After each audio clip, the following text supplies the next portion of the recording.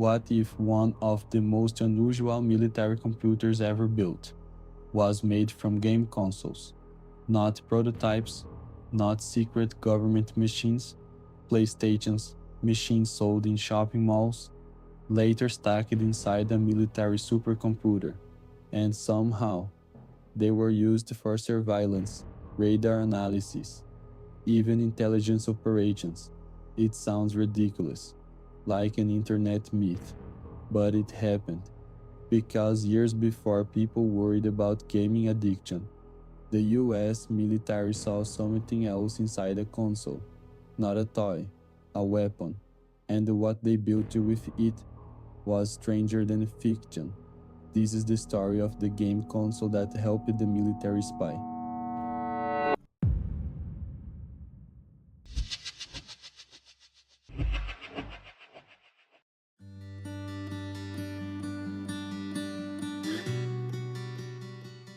To understand why a game console ended up inside a military supercomputer, you have to start with what made the PlayStation 3 different.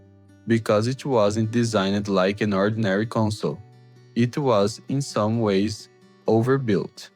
When Sony released the PlayStation 3, most people saw a machine for games, better graphics, faster performance, a next generation system. But hidden inside it was something engineers paid much closer attention to: the cell processor. It was unusual, powerful, and for its time, almost excessive. Designed with parallel computing in mind, it could handle enormous numbers of calculations at once, the kind of thing researchers, scientists, and military planners noticed immediately. To gamers, it ran words. To analysts, it looked like affordable high-performance computing. And that was a dangerous idea, because supercomputers were expensive, extremely expensive. But what if computing power could be bought not through defense contractors, but from electronic stores? Suddenly, a consumer game console looked like something else entirely. Not entertainment, infrastructure. Researchers began experimenting. Clusters, prototypes, possibilities. Could multiple consoles be linked together? Could hundreds act as one machine? Could thousands? The answer was yes. And once that answer existed, the military became interested, very interested, because the same hardware teenagers were using in bedrooms might help process satellite imagery, model radar systems, analyze signals, simulate battlefields. A toy suddenly had strategic value, and in a research project few people expected, that idea began becoming real. The United States Air Force started assembling something extraordinary, not from classified components, not from exotic hardware, from PlayStations, hundreds of them, then more, rack after rack, linked together, behaving less like game consoles, and more like a machine nobody had imagined. It would become known as Condor Cluster, and for a time, it was one of the most powerful military supercomputers in the world, built from a device people used to play video games. And perhaps the strangest part, this was only the beginning, because once the military realized what a game console could do, the story became even stranger.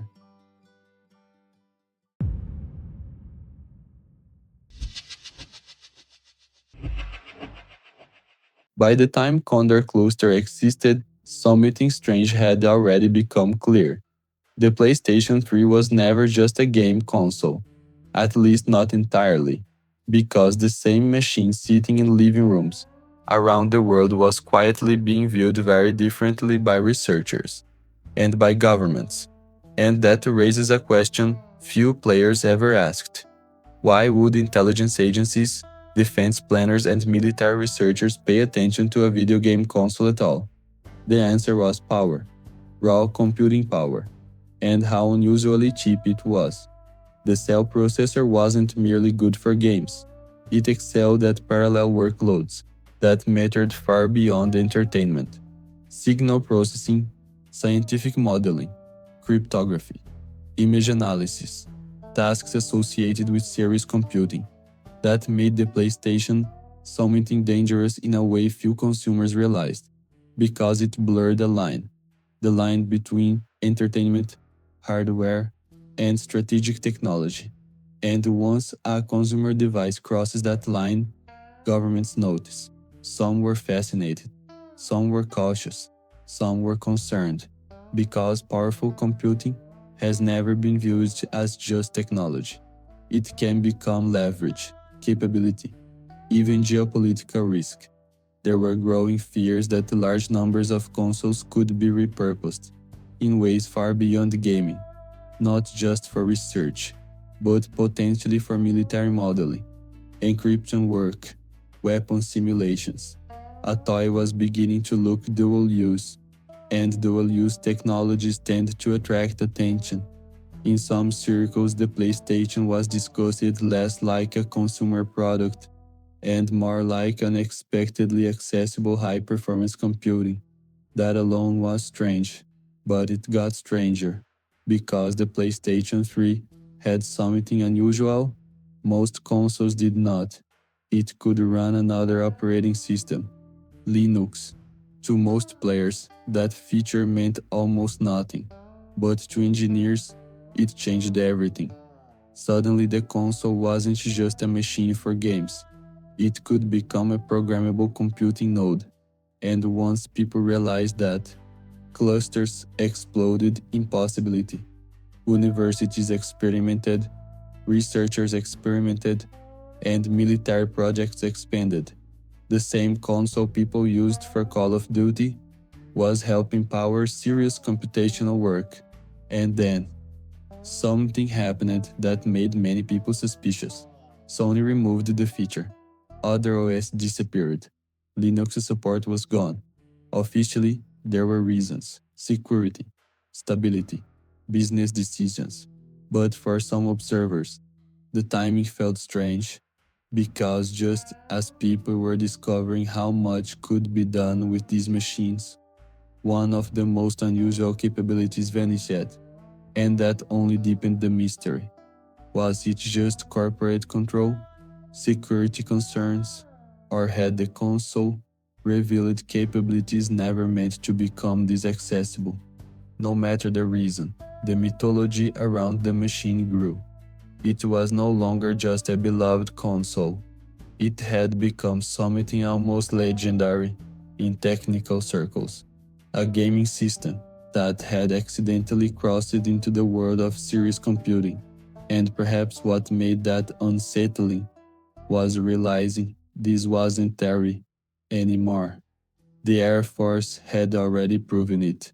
Thousands of processors, military applications, real surveillance analysis, real signal work.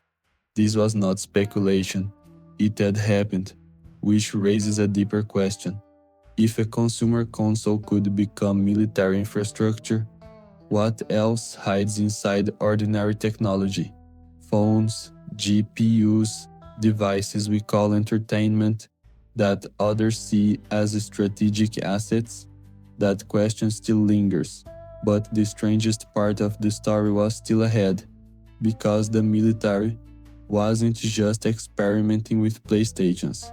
In some ways, they were proving something much bigger, that the future of power might not emerge from secret weapons programs, but from ordinary machines everyone else underestimates, and that the realization would lead somewhere even stranger.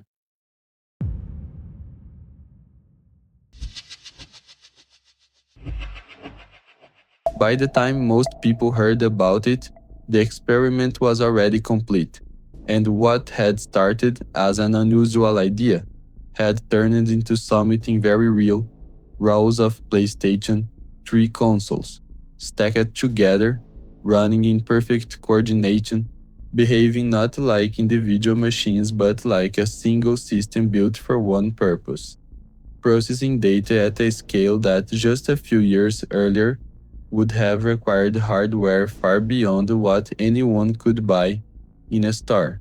And this wasn't theoretical anymore.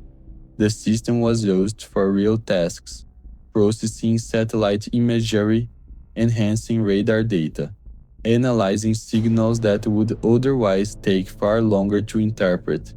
It wasn't replacing traditional supercomputers, but it didn't need to. It proved something else entirely, that computing power had changed. It was no longer locked behind specialized facilities or limited to organizations with massive budgets. It could come from anywhere, even from something designed for entertainment. And that realization mattered more than the machine itself, because once a system like that exists, it changes how people think about technology, not just what it is, but what it can become. The same hardware used to render games could also process intelligence data. The same device sitting in a bedroom could exist inside a military network, and the line between those two worlds was thinner than most people ever realized. What made it even more unsettling is that this didn't come from a secret weapons program. It didn't begin inside a classified laboratory. It came from a consumer product, built, sold, and distributed to millions of people around the world.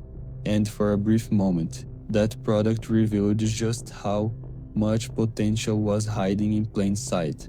Because if thousands of consoles could be turned into a system capable of supporting military-level analysis, then the real story isn't about the PlayStation at all.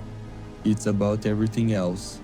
Every device, every system, every piece of technology we underestimate.